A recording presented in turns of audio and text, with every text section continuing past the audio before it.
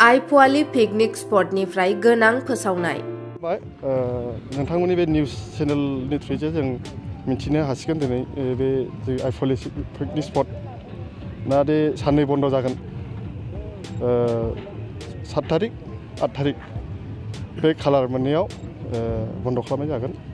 मानो होनोब्ला बे पिकनिक स्पट खाथियाव मोनसे गिदिर प्रग्राम दङ।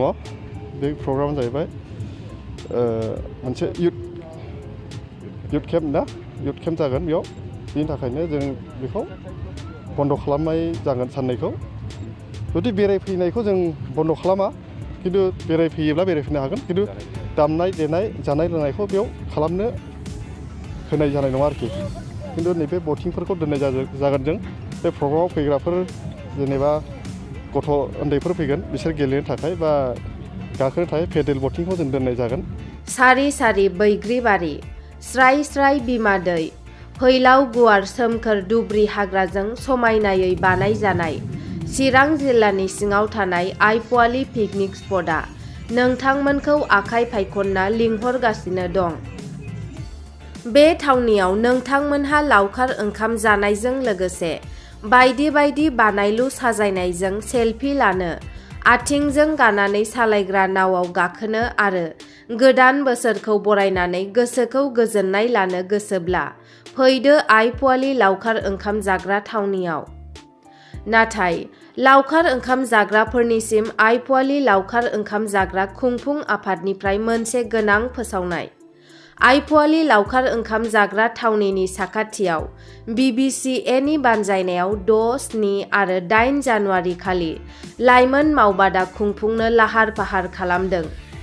बिनिखायनो आयफव लावखार ओंखाम जाग्रा थावनिखौ फैगौ 7 आरो 8 जानुवारि खालि लावखार ओंखाम जानायखौ साननैनि थाखाय बन्द थाथ'गोन। अब्लाबो दावबायनो थाखाय खुला थागोन होनना फोरमायहरो।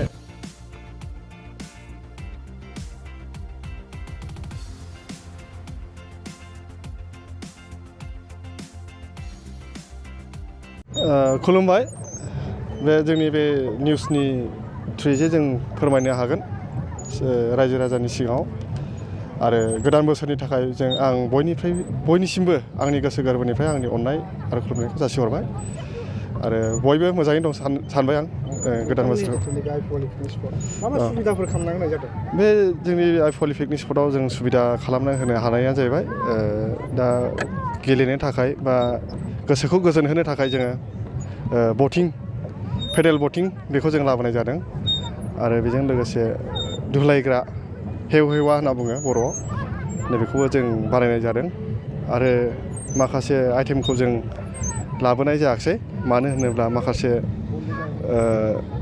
टेकनिकेलि प्रब्लेमनि थाखाय जों लाबोनो हानाय जायाखिसै। आरो दा जोङो बे बटिं गंनै दं आरो बे दुलायग्रा दं। नेचारेल बिउटि हिसाबै मा नुनो मोनगोन बे समायना?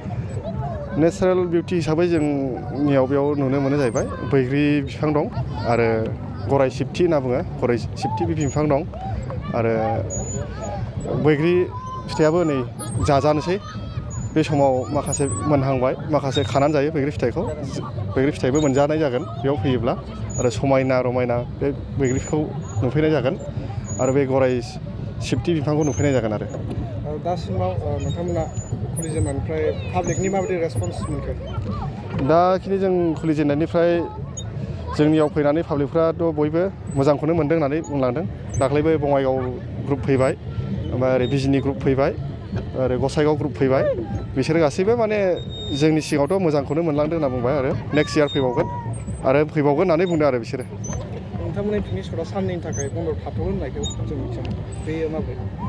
बे नंगौ, माने साननैनि थाखाय बेयो बन्द जागोन। बन्द माने टटेलि बिदि बन्द जानाय नङा। थारमाने जायफ्रा बेरायनो फैगोन बिसोरखौ बेरायहोगोन जोङो, खिन्थु बेयाव साउन्ड दामनाय बा लोंनाय जानाय बेफोरो बन्द जागोन। जानायफ्रा बन्द जागोन, माने साउन्डआ बन्द जागोन। मानो होनोब्ला खाथियावनो मोनसे प्रग्राम जागोन, बे religion programme, Christian youth conference दंनो बेयाव। दा बिनि थाखाय साननैखौ जों 7 तारिख 8 तारिख जानुवारि। बेनिफ्राय दा फैनो नागिरनाय सुबुंफोरनिफ्राय फैनो थाखाय मा खावलायगोन?